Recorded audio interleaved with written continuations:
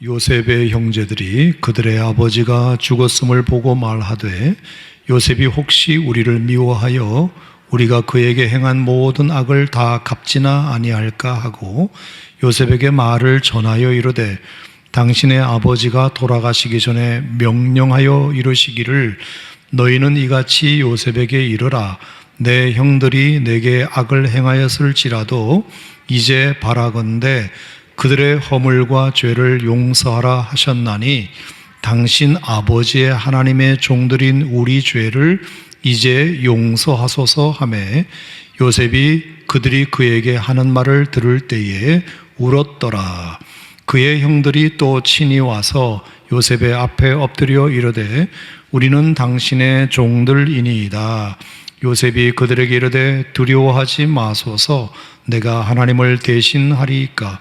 당신들은 나를 해하려 하였으나 하나님은 그것을 선으로 바꾸사 오늘과 같이 많은 백성의 생명을 구원하게 하시려 하셨나니 당신들은 두려워하지 마소서 내가 당신들과 당신들의 자녀를 기르리이다 하고 그들을 간곡한 말로 위로하였더라.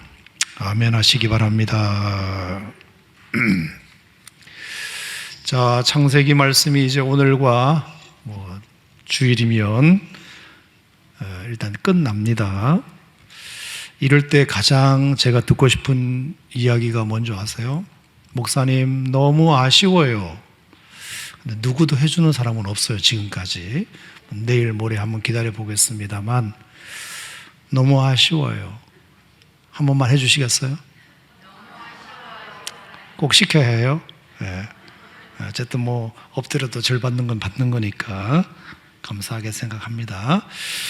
가끔 이렇게 또 피드백을 해주면 제가 좀 힘이 나는 건 사실인 것 같아요. 아예 맹숭맹숭한 것보다는 내가 그런 걸 초월하려고 애를 쓰긴 쓰지만 연예인이 아닌 이상은 그래도 또 여러분들의 사랑과 관심과 또 격려를 먹고 사는 사람이기 때문에 또 가끔 해주는 것도 좋다 그렇게 생각하고요. 오늘도 여러분들이 이렇게 너무 아쉬워요 안 시켰는데도 해주셔서 너무 감사드리고 오늘도 신나서 말씀을 전해보도록 하겠습니다. 오늘은 불안에 대하여 설교하겠습니다. 불안함.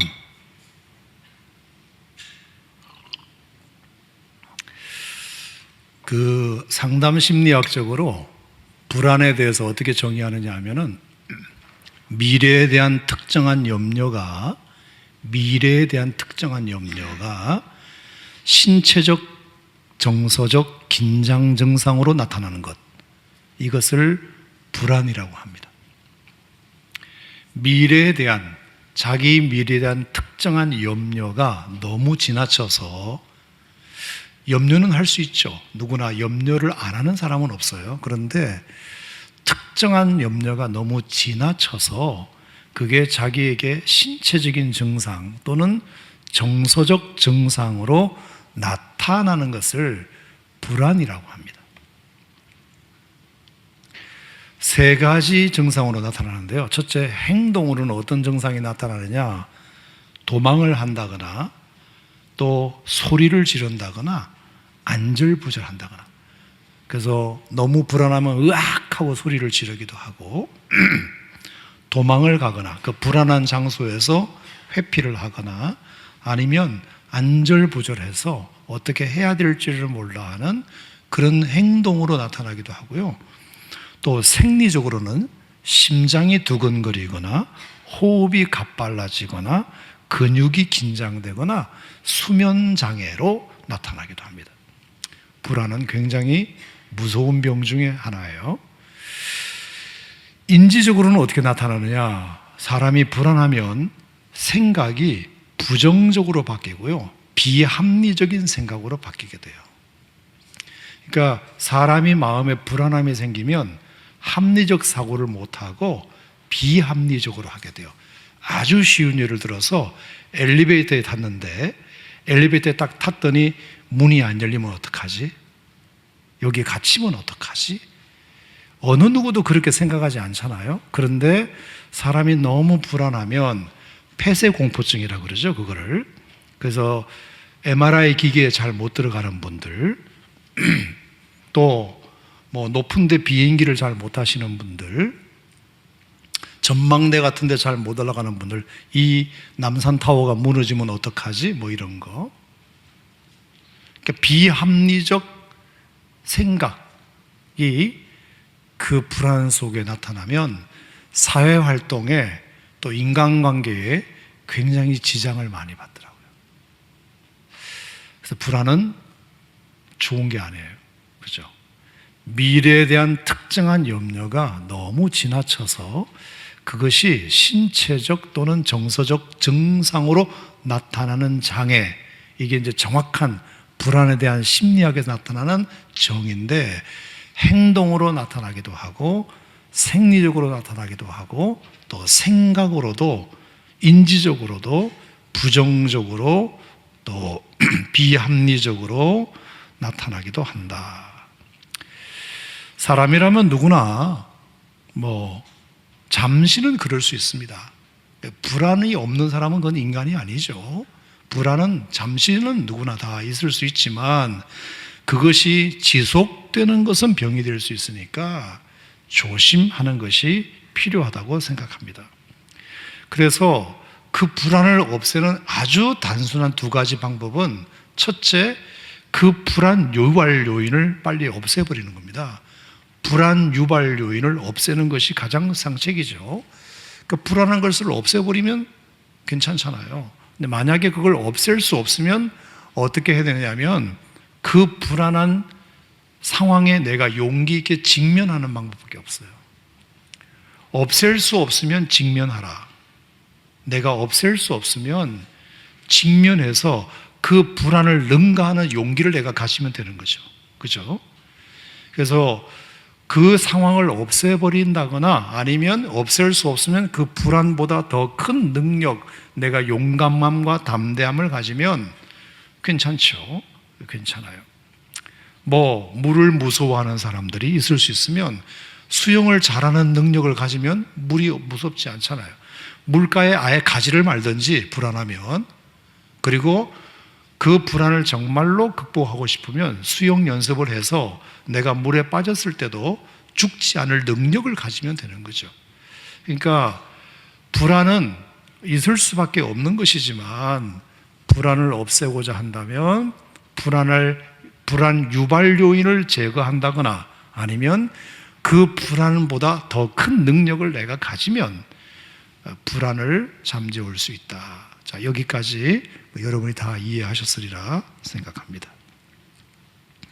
자, 제가 오늘 본문 말씀을 읽어놓고 이 불안에 대해서 여러분에게 좀 설명을 드리는 이유는, 오늘 본문을 이렇게 읽어보는데 이런 불안한 모습이 보이기 때문입니다. 누구에게서 보이느냐? 요셉의 형들에게서 극도의 불안이 보이고 있어서 말씀을 드렸습니다. 자, 어떤 불안인지 찾아볼까요? 50장 15절 시작. 요셉의 형제들이 그들의 아버지가 죽었음을 보고 말하되, 요셉이 혹시 우리를 미워하여 우리가 그에게 행한 모든 악을 다 갚지나 아니할까? 이거예요.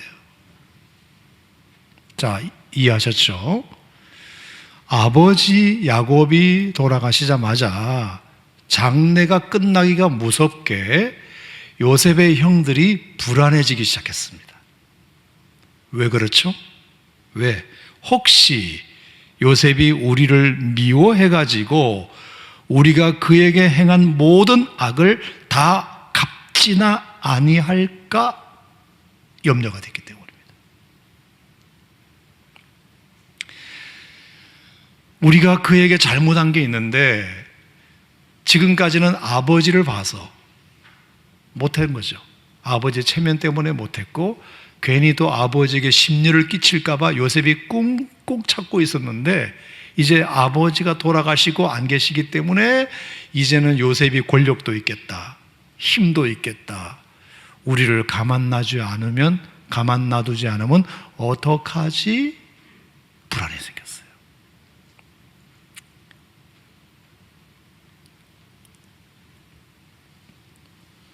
자, 여기 보면 재밌는 말이 있어요. 혹시라는 단어와 아니할까 이거예요. 자, 혹시 뭐뭐 하지 않을까? 이게 이제 사람으로 하여금 불안을 만드는 아주 중요한 요소거든요.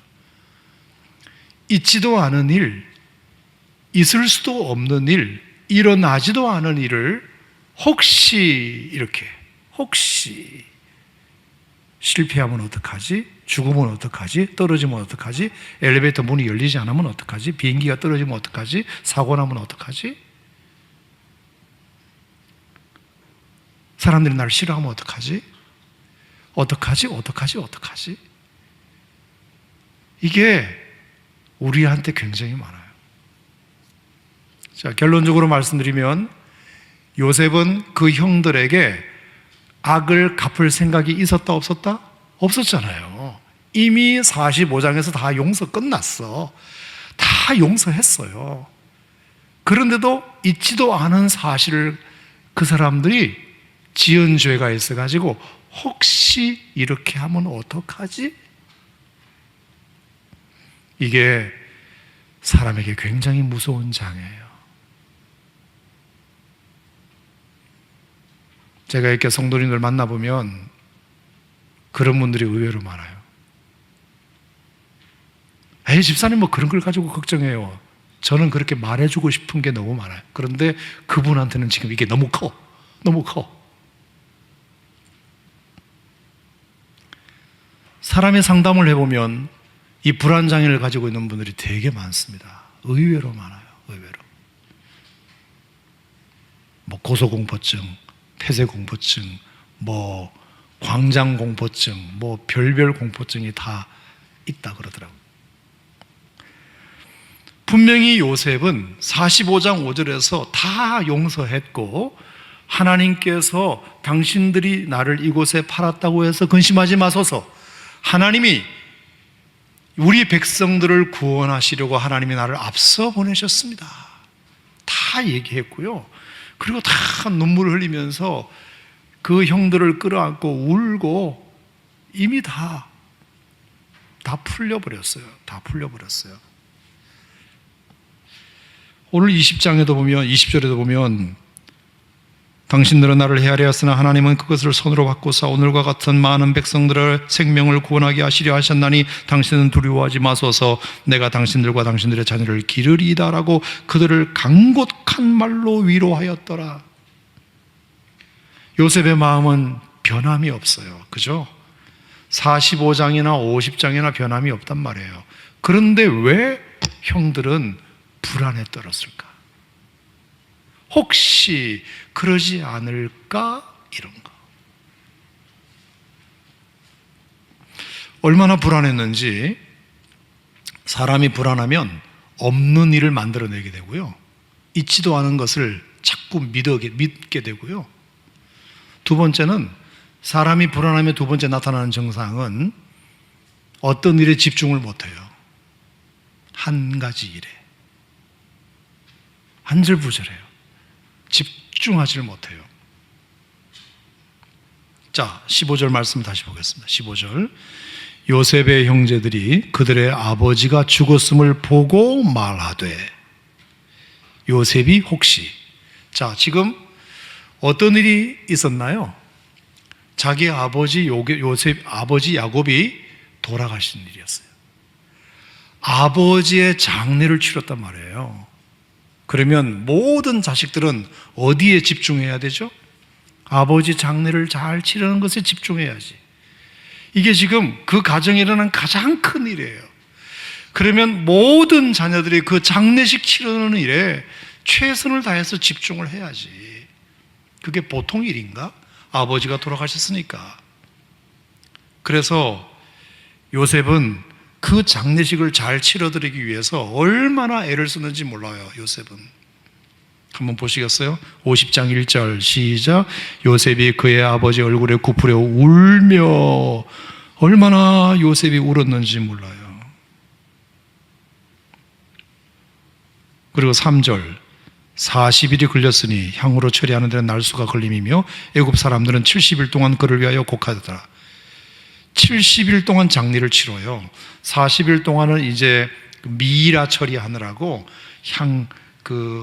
인간의 몸에 있는 여러 가지 썩어질 수 있는 모든 창자는 다 떼내고 거기다가 이제 향조류를 채워가지고 미이라를 만들잖아요. 그래서 미이라를 만드는데 40일 걸리고 30일 동안 곡을 하는데 애굽 사람들도 그것을 위해서 슬퍼했다고 되어 있어요. 자, 요셉은 슬퍼했고요. 애굽 사람도 그것을 위해서 슬퍼했다고 되어 있어요. 자, 10절 봅시다. 10절. 그들이 요단강 건너편 아닷타장 마당에 이르러 거기서 크게 울고, 애굽 사람들이 요단강 건너 가나안 땅에 가서 따라가서 크게 울고 애통하며 요셉의 아버지를 위하여 7일 동안 애곡하였다. 요셉은 또 울고. 자, 그러니까 야곱이 돌아가신 것을 두고 요셉이 얼마나 많이 울었는지 모르고 애굽 사람들도 같이 따라가서 울어주고, 가나안 땅 막벨라굴에 장사하면서 그 동네 사람들도 어머머머 야곱이 돌아가셨대 하면서 또 울어주고, 70일 동안 장례를 치르면서 얼마나 많은 사람들이 그 야곱의 장례에 집중하여 눈물을 흘려요. 근데 제가 눈을 비비고 씻고 찾아봐도 요셉의 형들이 아버지 돌아가셨는데 울었다는 기록이 있으면 좀 저한테 얘기 좀 해주시겠어요? 형들이 울었다. 아직까지는 못 봤어요. 아직까지는. 요셉이 울었다 돼 있고 애굽 사람들이 울었다, 가나안 사람들이 울었다고 되어 있지만 아직까지 제가 요셉의 형들이 아버지가 돌아가셔서 엉엉 울었다. 여러분, 이게 뭐죠? 지금 아버지 장례가 났는데도 불구하고 형들의 생각은 지금 딴 데 가 있는 거예요. 딴 데 가 있어요. 뭐에 가 있었다? 자, 15절에 다시 읽어보시면 요셉의 형제들이 그들의 아버지가 죽었음을 보자마자 말하되, 지금 아버지 죽은 게 지금 중요한 게 아니고 그들에게는 뭐가 중요해요? 어머머머, 아버지 죽으면 어떡하지? 그러면 이제 요셉이 우리를 아주 못 살게 굴겠네? 원수 갚겠네? 사람이 마음이 불안하면 중요한 일에 집중을 못해요. 생각이 자꾸 나눠져. 첫 번째, 사람이 불안하면 사실이 아닌 것을 곡해하고요. 두 번째는 중요한 일에 집중을 못해요. 그래서 불안은 아주 안 좋은 것이에요. 불안하면 공부가 안 돼요. 불안하면 일에 집중이 안 돼요. 그리고 없는 사실을 자꾸 만들어내고 없는 걱정을 사서 해요. 사서.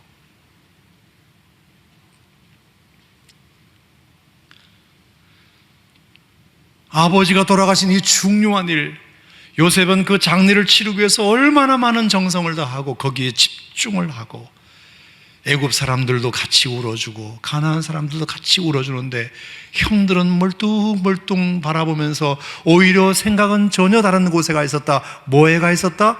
아버지 죽으면 이제 큰일 났다. 큰일 났다. 저 요셉이 우리를 가만 안 둘 건데. 요셉은 그런 생각에 추호도 없는데 도둑이 제발 저려가지고 그렇게 생겼어요. 사람의 불안이 얼마나 왜곡된 인지 능력을 보여주게 하는지 몰라요. 여러분, 이건 해결해야 됩니다. 해결해야 됩니다. 자, 해결하려면 어떻게 해야 된다 그랬죠? 불안을 유발시키는 요인을 없애든지. 자, 그러면 불안을 유발시키는 요인이 누구예요? 요셉이잖아요. 그럼 요셉을 죽여야 되나? 그건 안 되죠. 불안 유발 요인을 없애거나 아니면 그것에 차라리 직면하거나, 직면을 해야 돼요. 직면을. 여러분, 우리를 불안하게 만드는 요소를 다 없앨 수 없습니다. 자, 아까 제가 엘리베이터 말씀을 드렸는데 엘리베이터만 타면 나는 불안하다. 그럼 세상에 있는 엘리베이터를 다 없애야 돼요? 어떻게 그게 가능해요? 나는 높은 곳에 올라가면 불안해. 그러면 높은 빌딩 다 없애야 돼요? 안 돼요. 그거는 불가능해요. 불가능해요. 없앨 수 있는 것들이 그렇게 많지 않아요. 여러분이 없앨 수 있는 것도 없어요. 그럼 뭘 해야 돼요? 그 불안하게 만드는 요소를 능가하는 내가 힘을 기를 수 있도록 직면해야죠. 직면해야 돼요. 용기 있게 직면하든지 요인을 없애든지 해야 되는데 요인을 없앨 수 없다면 용기 있게 직면해야죠. 그런데 형들은 그렇게 하지 않아요. 아, 내가 좀 그때 살았으면 옆에서 제가 코치를 좀 해줬을 텐데. 자, 어떻게 나오는지 보세요. 첫 번째, 비겁하게 나와요. 자신들의 불안을 감추려고 비겁한 일을 하게 됩니다. 자, 16절 말씀을 보겠습니다. 시작. 요셉에게 말을 전하여 이르되 당신의 아버지가 돌아가시기 전에 명령하여 이르시기를. 자, 요셉에게 말을 전하여 이르되. 자, 요셉에게 직접 말한 거예요? 아니면 누구를 시켜서 말한 거예요? 자, 빨리빨리 대답해 보세요. 요셉에게 형들이 직접 말했다? 아니면은 누구를 시켜서 말했다? 누구를 시켜서 말했다.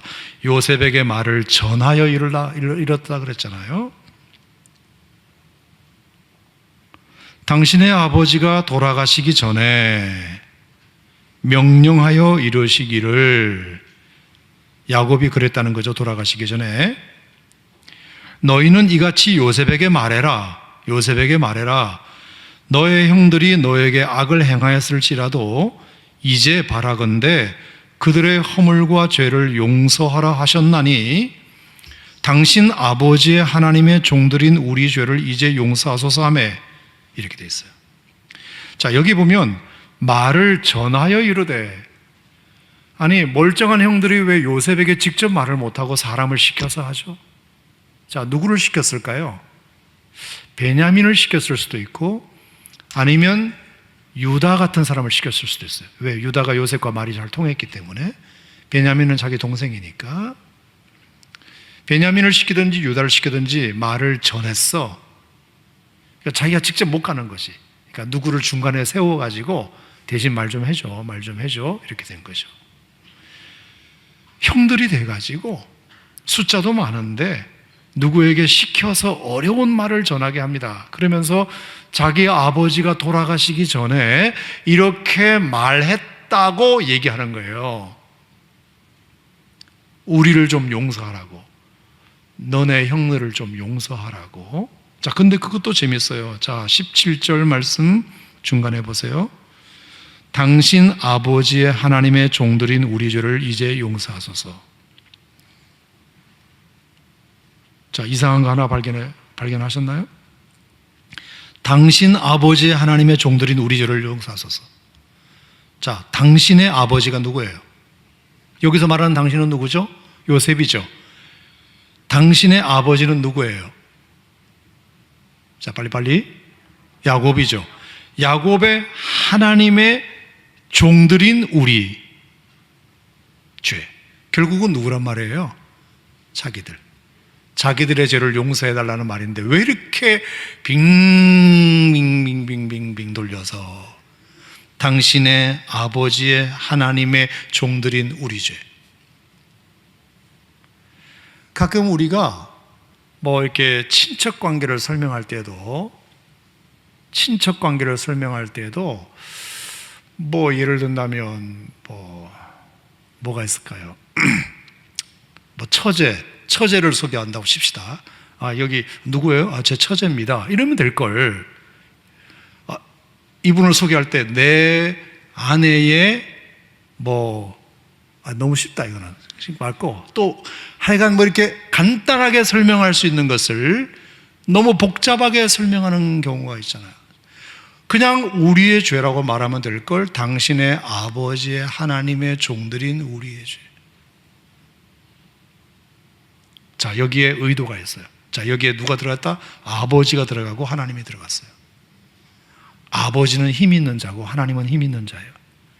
형들이 얼마나 비겁하면 아버지를 동원하고 하나님을 동원해요. 사람이 자신이 없으면 힘 있는 자가 시켰다고 말해요. 담임 목사님이 시켰다 뭐 이런 식으로 말을 해요. 문재인 대통령이 뭐 시켰다, 오산 시장님이 시켰다 이런 식으로 말하거든요. 본인의 말이 먹히지 않을 것 같으면 힘 있는 사람을 끄잡아 당겨가지고 말을 했다고 말을 하는 거예요. 이해가 되셨죠? 형들이 얼마나 비겁하게 우리 죄라고 말할 것을 빙빙빙빙 돌려가지고 그렇게 말을 하고 있어요. 아버지를 동원하고 하나님을 동원해서 나름 힘 있는 사람을 동원해서 자기 말이 씨알이 먹히도록 하는 거죠. 형들로서 얼마나 비겁한 일을 지금 하고 있는지 몰라요. 더 비겁한 것은 거짓말이에요. 그것도 다 거짓말이에요. 자, 보세요. 요셉에게 말을 전하여 이르되 당신의 아버지가 돌아가시기 전에 명령하여 이르시기를 너희는 이같이 요셉에게 일러라. 너의 형들이 너에게 악을 행하였을지라도 이제 바라건대 그들의 허물과 죄를 용서하라 하셨나니 당신 아버지의 하나님의 종들인 우리 죄를 이제 용서하소서 하며. 말이 되게 복잡한데 한마디로 말하면 아버지가 돌아가시기 전에 자기들 형들한테 아버지가 말했다는 거지. 얘들아, 내가 죽거든 꼭 요셉한테 말해라. 내가 그렇게 했다고 시켰다고 얘기해라. 너희 형들을 용서하라고. 그렇게 명령했다고 말해줘라. 자, 여러분, 이게 제가 왜 거짓말이라고 생각하느냐 하면은, 왜 형들이 이걸 꾸며낸 말이라고 생각하느냐 하면은, 만약에 여러분이 야곱이라고 칩시다. 야곱이라고 쳐요. 정말로 야곱의 마음속에 요셉이 형들을 용서해 줬으면 좋겠어. 그러면 누구한테 직접 말할까요? 요셉한테 얘기해야지. 죽기 전에 요셉아, 내가 마지막으로 너한테 할 말이 있는데 네가 많이 상처받은 거 알아. 얼마나 어릴 때 형들한테 미움을 많이 받았니? 하지만 너 이제 총리가 되고 잘 됐잖아. 그리고 세월도 많이 지났기 때문에 네가 형들을 좀 용서했으면 좋겠어. 아버지가 죽기 전에 마지막 부탁하고 싶은 말이야 라고 요셉한테 얘기를 해야 그게 맞지. 왜 그걸 형한테 얘기를 합니까? 그래서 형한테 얘기를 해서 형이 또 요셉한테 얘기해서 아버지가 그렇게 말하라고 시켰다고 하라. 절대로 이것은 이치적으로 맞지가 않아요. 그러니까 이것은 죽은 아버지를 핑계대고 자기가 하고 싶은 말을 꾸며낸 말입니다. 다 불안해서 나온 거예요.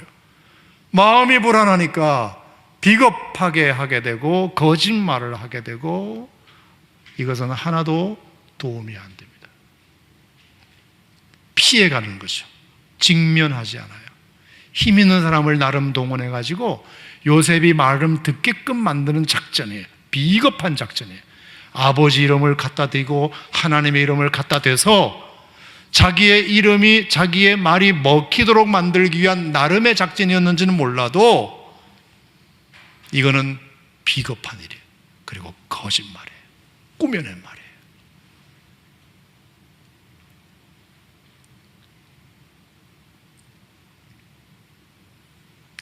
불안 유발 요인을 없애든지 직면하든지 해야 되는데 형들은 그렇게 하지 않아요. 자, 그 얘기를 듣자마자 요셉의 반응을 보세요. 자, 요셉 17절 끝에 시작. 요셉이 그들이 그에게 하는 말을 들을 때에 뭐 했다? 울었더라. 자, 여기서 요셉의 울음은 어떤 의미일까요? 왜 울었을까요? 너무 안타까워서.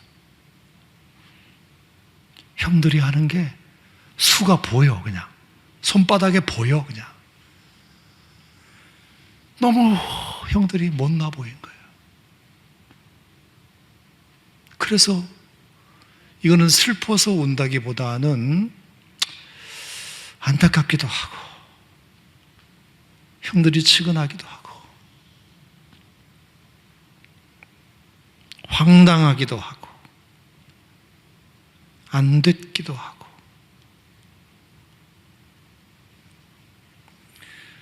그래서 울었어요. 요셉이 기가 막힌 거예요. 형들이 아버지가 돌아가셨는데도 장례식에 집중도 못하고 계속 그냥 나는 최선을 다해서 울고 최선을 다해서 장례를 치르고 나를 따라온 애굽 사람들도 같이 울어주고 저 막벨라 굴 근처에 있는 가난한 사람들도 야곱이 돌아가셨다는 얘기를 듣고 그렇게 많이 울어주는데 어떻게 정작 형들은 주변에서 울어주지도 않고 도와주지도 않고 나중에 알고 봤더니 세상에 아버지가 없어졌다고 내가 형들에게 안각품할까 봐 그게 불안해서 없는 말까지 지어내가지고 너무 형들이 안 돼 보여.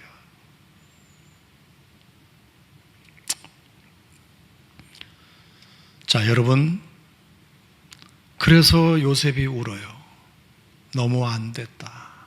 참 형들이 안 됐다. 자, 그렇다면 왜 형들은 이런 비참한 이런 동생 앞에서 못난 모습을 보였을까? 제가 세 가지만 말씀드리려고 그래요. 첫 번째는 형들의 이 불안은 스스로 자초한 면이 있어요. 불안을 자기가 자초했어요. 자기들이. 자, 무슨 얘기냐면, 자, 요셉이 아무리 배다른 동생이라 하더라도 요셉을 어지간히 괴롭혔어야지. 근데 요셉을 너무 괴롭혔어요. 너무 괴롭혔어요. 그게 첫 번째 불안의 원죄예요. 원죄. 불안을 촉발시킨 자기들이 지은 잘못이에요. 왜 불안하느냐 하면 거의가 다 어디서 나오느냐? 자기의 잘못에서 나와요. 자기가 불안을 만들어낸 거예요. 제가 지금 설교는 하지만 여러분들은 여러분들을 한번 생각해 보세요. 여러분의 인생을.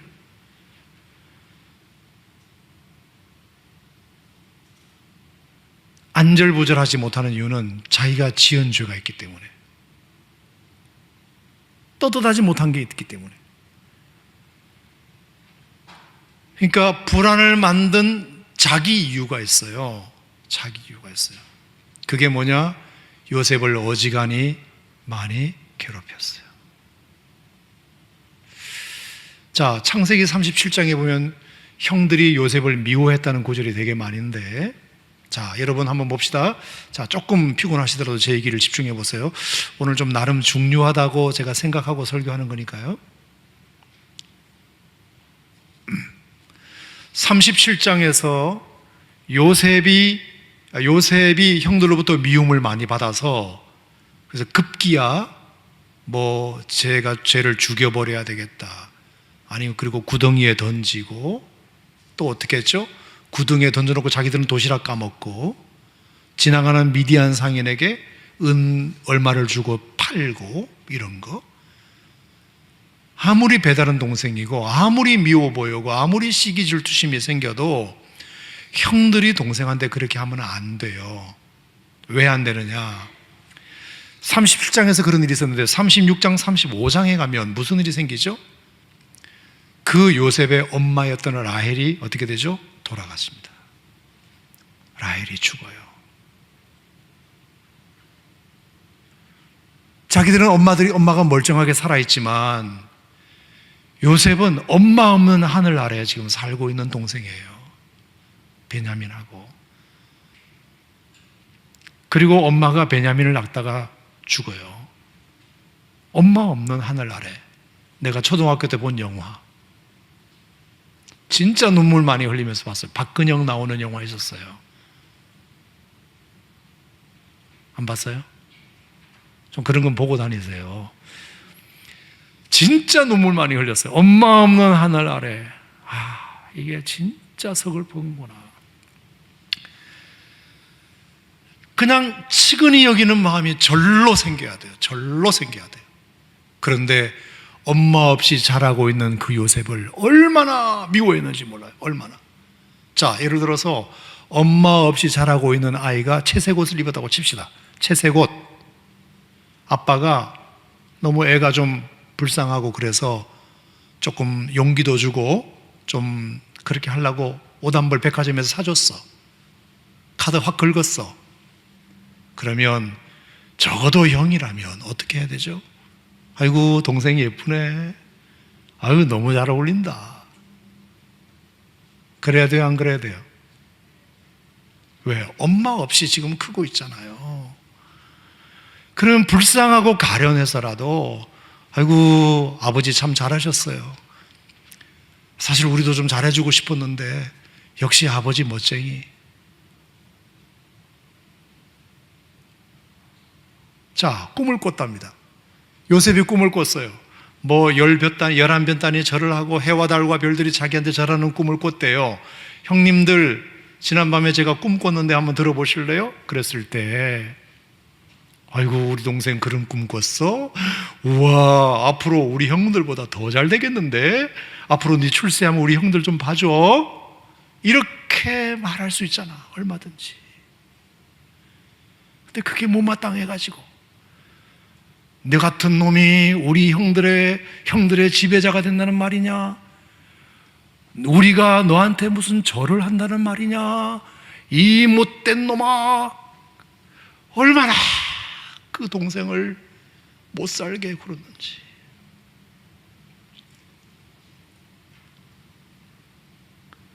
요만큼의 긍휼도 없고 불쌍히 여기는 마음도 없고 엄마 없이 자라고 있는 아이, 그래도 배다른 동생이라도 동생인데 백화점에서 아버지가 옷 한 벌 사줬다고, 그 꿈 좀 꿨다고 그렇게 모질게 미워하고, 그러면서 그 멀리서 100km 가까운 그 거리를 세겜에 있는 줄 알고 갔더니 없어. 그래서 도단까지 가가지고 동생은 돌아갈 수 있지만 그래도 먼 곳까지 와준 동생이 얼마나 고마워. 그런데 오자마자 꿈꾸는 자가 오는구나. 저 자식 죽으려고 왔구나. 저 자식을 어떻게 죽여버릴까. 구덩이에 집어넣고 자기들은 도시락 까먹고, 그리고 애굽 상인에게 팔아버리고, 그리고 아버지한테는 거짓말치고 짐승에게 찢겨 죽었습니다. 형들이 왜 불안했는 줄 아세요? 자기들이 불안할 수밖에 없는 요소를 자기들이 자초했어요. 자초. 여러분, 불안은 외부에서 오는 것 같지만 여러분이 자초한 불안도 많아요. 그러니까 불안할 수 있는 요소를 아예 하지를 말라고.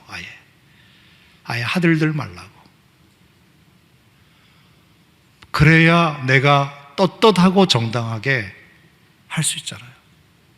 근데 뭔가가 있으면 그것 때문에 늘 마음이 불안해요. 들킬까봐, 잘못될까봐.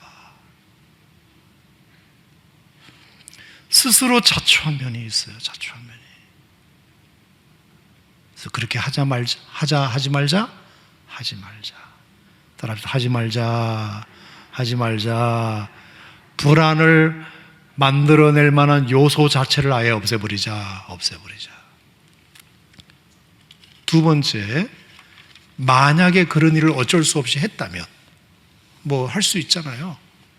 했다면 어떻게 해야 될까요? 정식으로 미안하다고 하자. 미안하다고. 내가 그것에 대해서 내가 어쩔 수 없이 실수로 저지른 부분이 있을 수 있잖아요. 사람이 살다 보면 원튼 원하지 않든 그런 일이 생길 수 있어요. 자, 그러면 어떻게 해야 된다? 진정으로 그때 내가 좀 미안했다. 형들을 좀 용서해라. 그랬어야죠. 그런데 여러분이 혹시 찾으셨으면 저한테 얘기해 주세요. 창세기 45장에 요셉이 엉엉 울면서 자기 신분을 알려요. 형님들, 제가 동생입니다. 그러면서 엉엉 울어요. 누가 울었다? 요셉이 울어요. 형들은 절대로 울었다는 법이 없어요. 자, 45장을 보세요. 자, 45장 보겠습니다. 45장.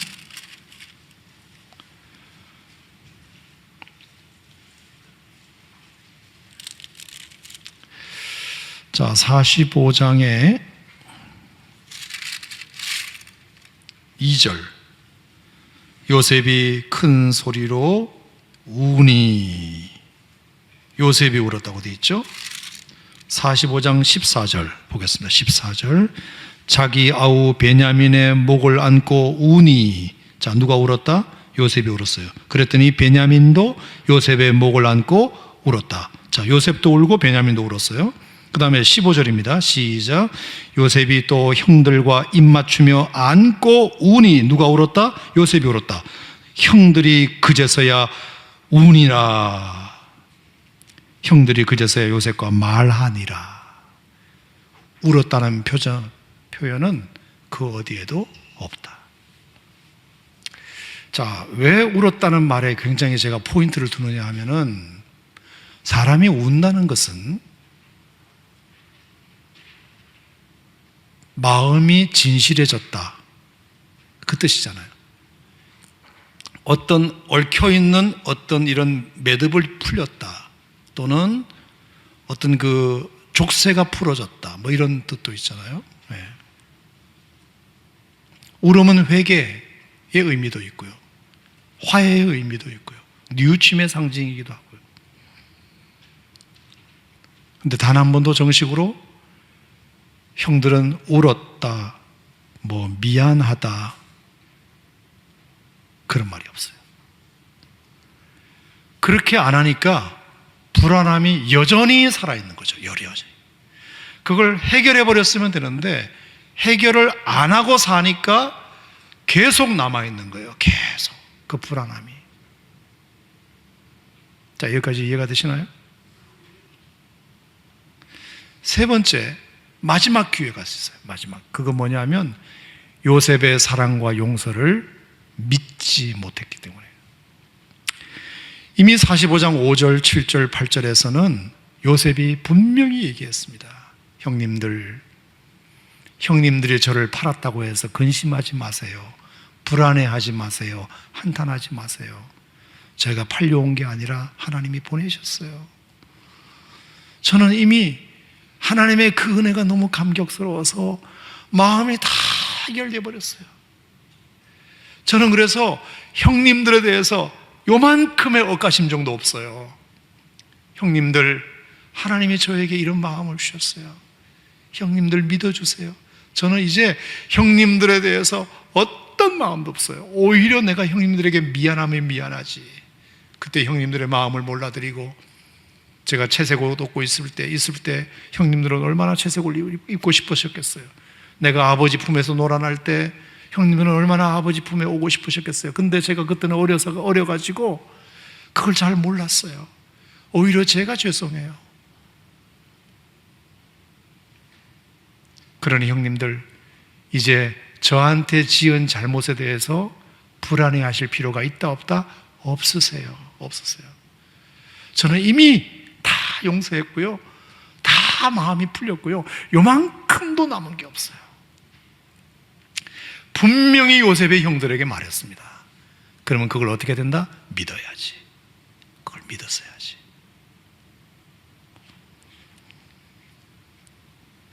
그래서 47장 11절 12절에 보면, 자, 이렇게 말합니다.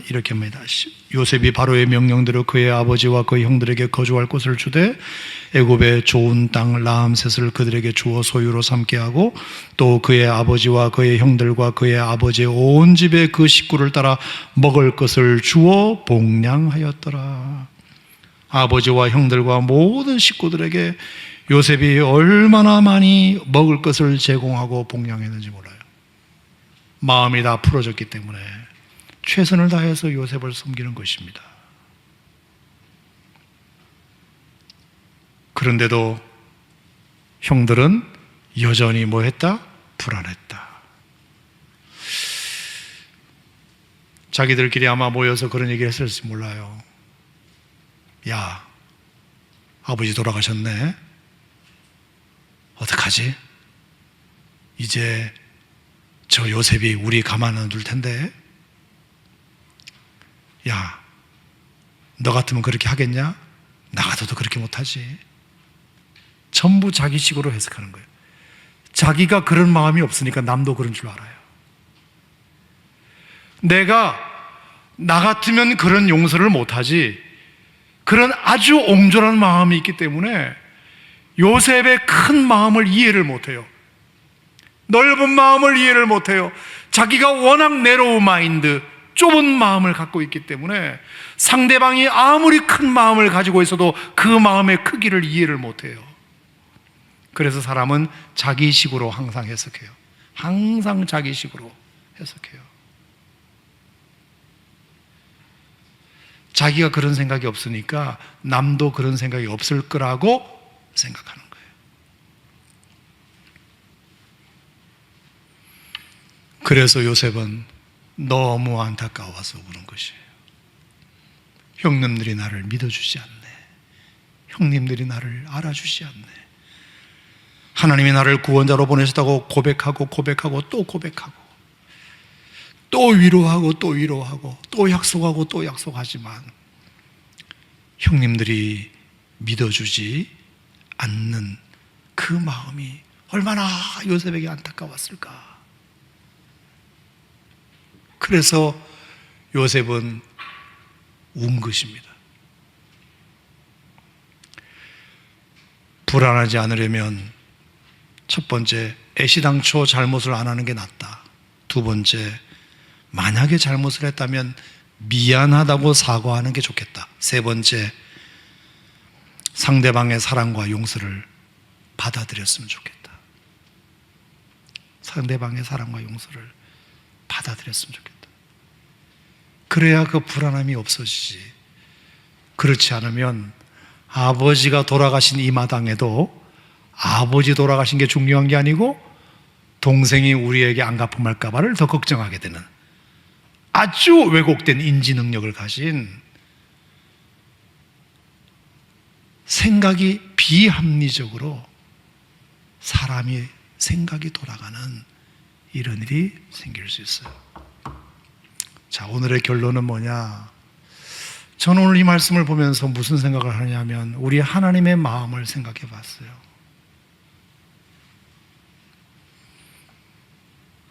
우리는 하나님에 대해서 여전히 불안해요. 하나님이 과연 나를 도와주실까? 하나님을 믿어서 이게 될까? 하나님을 믿는 것에 대해서 불안해요. 하나님을 믿으면서도 염려가 많아요. 하나님을 믿으면서도 근심이 많아요. 하나님을 믿으면서도 불안해해요. 너희는 마음에 염려하지 말라. 하나님을 믿으니 또 나를 믿으라. 성경에 곳곳에서 말씀했음에도 불구하고 아무것도 염려하지 말고 오직 모든 일에 기도와 간구로 너희 구할 것을 감사함으로 하나님께 아뢰라. 그리하면 모든 지각에 뛰어나신 하나님의 평강이 너희의 마음과 생각을 지키시리라. 성경 곳곳에서 말씀하심에도 불구하고 여전히 우리는 하나님을 믿지 못하고 불안해합니다. 하나님을 믿어도 불안해요. 하나님을 믿어도 여전히 근심은 내 것으로 갖고 있어요.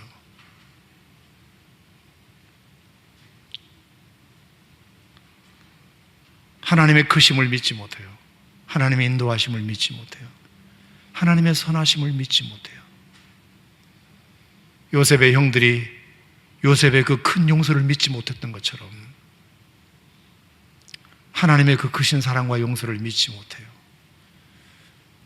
그래서 불안해요. 그래서 옛날에 부흥사 목사님들이 그런 재밌는 얘기 하셨어요. 어떤 며느리가 시집을 갔는데 첫날 밤을 이제 보내고 이제 시댁 어른 댁에서 자고 이제 아침에 첫 식사를 올려드려야 되잖아. 첫 식사. 그래서 신부 수업을 해가지고 엄마한테 배운, 친정엄마한테 배운 각종 요리 솜씨를 다 발휘해가지고 새벽같이 일찍 일어나서 시어른께 첫 식사를 이제 올려드리려고 부엌에서 열심히 준비를 했어요. 그래서 아주 한 상 가득 채웠어요. 그리고 이제 상을 들고 안방까지 가야지. 안방까지. 근데 가는데 옛날 부엌은 말입니다. 이게 턱이 있어요. 턱. 그죠? 계단도 있고 턱도 있고 또 한복을 입었을 거 아니야. 치마. 그러니까 조심해서 가야죠. 그죠? 조심해서 가야죠. 그래서 조심해서 가야 한다고 생각하고 한 상 가득 들고 부엌의 턱을 살짝 잘 넘었어요. 통과, 1단계 통과. 그리고 마당으로 나왔어요. 그리고 다시 이제 안방 그 대청마루까지 올라서 딱 신발을 벗고, 그리고 치마를 딱 이렇게 매무새를 잘하고 이제 안방으로 들어가려고 안방 앞에다가 상을 놓고 똑똑 드렸어요. 아버님, 어머님, 아침 진지 준비했습니다. 그래, 들어오거라 그랬어요. 그래서 문을 열고 이제 마지막 관문만 통과하면 오늘 시댁 어른에게 첫 식사를 대접하는 것이에요. 근데 앞불싸 마지막 턱을 넘지 못하고 그 마루에서 안방으로 넘어가는 그 턱을 넘지 못하고 딱 걸려 넘어졌어요. 그래서 앞으로 다이빙을 쫙 하면서 밥상을 확 뒤집어 엎었어요. 그랬더니 시댁 어른들도 놀라고 막 앉았다가 벌떡 일어나가지고 이거 웬일이냐. 첫 식사 국이며 잡채며 쇠고기며 모든 것을 다 엎어버렸어요. 자, 그러면 부모님도 놀래고 본인도 놀래고 다 놀랐을 거 아닙니까? 자, 그랬을 때 어느 시댁 어른이 그거 조심 안 했다고 핀잔을 줄 시댁 어른이 어디 있습니까? 어이구, 괜찮니? 우리 며느라 다치진 않았니? 먹은 걸로 충분히 먹었다. 괜찮아. 사람이 다 실수할 수 있는 거야. 첫날에 다 그렇게 긴장하면 그럴 수 있는 거야. 걱정하지 마. 됐어. 우리 안 먹어도 배불러. 야, 됐다 많이 차렸다. 야, 이렇게. 근데 여러분, 그게 풀려요? 안 풀려요? 안 풀리죠. 아버님, 어머님, 정말 제가 죄송합니다. 오늘 제가 잘하려고 했는데 첫날부터 제가 이렇게 실수를 했네요. 아버지 용서해 주세요. 아버님, 괜찮아. 걱정하지 마. 다 네 나이 때는 그럴 수 있는 거야.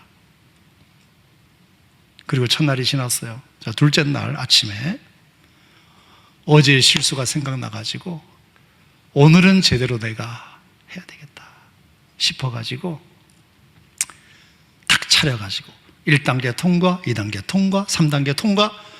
그래서 둘째 날 상을 딱 갖다 놨어요. 상을 갖다 놓자마자 이제 시댁 어른이 밥숟가락을 뜨려고 하는 거죠. 그랬더니 아버님 드릴 말씀이 있습니다. 뭐니? 어제 일은 정말 죄송했습니다. 어제 제가 실수를 하지 말았어야 되는데 제가 어제 긴장을 너무나 했나 봅니다. 그래서 며느라 괜찮다 그랬잖아. 다 실수할 수 있는 거야. 그래, 그거는 그럴 수 있는 거야. 누구나 처음부터 잘하니? 네가 너무 긴장을 했나 보다. 어제 괜찮다고 다 했잖아. 우리 밥 먹자. 그렇게 됐어요. 4월째 날 아침이 됐어요. 자, 다시 음식을 차려가지고 1단계 통과, 2단계 통과, 3단계 통과. 그리고 밥상을 딱 갖다 놨어요. 아이고, 맛있겠네 하고 밥을 딱 먹을 순간 아버님, 잠깐 드릴 말씀이 있습니다. 그저께 제가 너무 잘못한 것 같습니다. 제가 그저께 실수를 하지 말았어야 되는데 너무 큰 실수를 해서 아버님, 어머니에게 제가 못 볼 걸 보여드렸습니다. 며느라 괜찮다고 했잖아. 다 용서했잖아. 그리고 그럴 수 있다고 내가 말했잖아. 이제 더 이상 그 얘기 꺼내지 마. 알았지? 우리 밥 먹자. 나흘째 날 아침이 됐어요. 1단계 통과, 2단계 통과, 3단계 통과. 밥상을 딱 갖다 맞아. 아버님, 제가 나흘 전에 제가 정말 잘못했던 것 같습니다. 그러지 말았어야 되는데. 자, 이렇게 되면 이제 그 시댁 어르신들이 슬슬 약이 오르기 시작하고 화가 나기 시작합니다.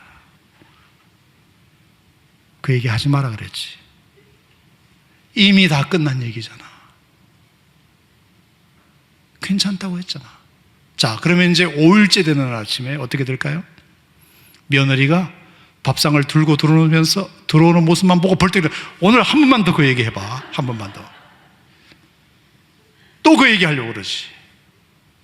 여러분, 이게 뭐죠? 우스운 얘기지만 분명히 용서하고 충분히 이해했다고 말했으면 믿어야지. 그거를 하나님께서 동의서에서 뭔가 같이 너희의 죄를 다 버리시고 내가 기억도 하지 아니하시고 예수님께서 십자가에 피 흘려 주실 때 모든 심판을 그분이 다 받으시고 너희의 죄를 다 용서하셨다.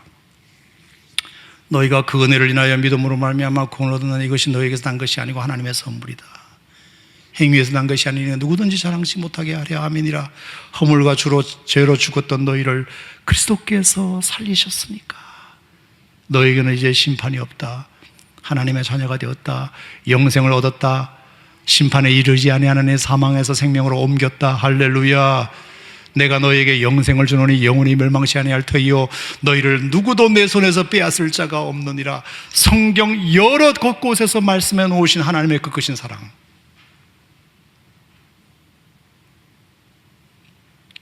하나님의 그 큰 사랑을 우리가 믿어야, 마음으로 하나님이 그렇다 하면 믿어야 여러분 내 마음에 있는 불안과 염려가 사라질 줄로 믿습니다. 하나님은 워낙 크신 분이시니까.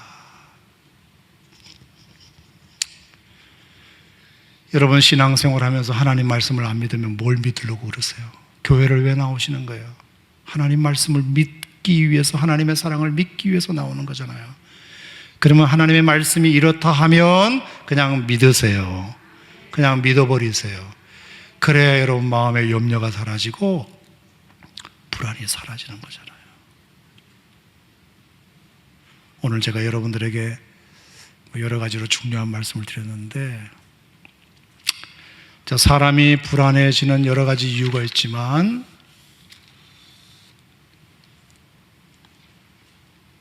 인지적으로 비합리적인 생각을 하게 되고 어떤 일에 집중을 하지 못하게 되고 안절부절하게 되고 도망하고 회피하고 심장이 두근거리고 호흡기가 빠르고 근육이 긴장되고 비합리적인 생각을 하게 되는 여러 가지 이 불안의 요소들이 어디서 생겨났느냐? 내가 자초한 것도 있다. 그리고 뭔가 해결하지 못한, 매듭을 짓지 못한 문제 때문에 그럴 수도 있다. 그리고 세 번째, 더 중요한 것은 요셉의 그 큰 사랑, 요셉의 그 폭넓은 그 가슴을 이해하지 못했기 때문에 형들이 그랬다. 우리가 마찬가지로 하나님에 대해서도 마찬가지다. 우리가 하나님에 대해서 하나님이 그렇게 말씀하셨으면 우리가 믿고 마음으로 의지하고 100% 신뢰할 때 여러분 마음에 여러분들을 불안하게 만드는 여러 가지 요소들을 주께서 잠재워 주시리라 그렇게 믿습니다. 오늘 시간 제가 드리고 싶은 말씀은 하나님의 그 크신 사랑, 그 사랑을 우리가 그 크기를 믿고 신뢰하자. 할렐루야.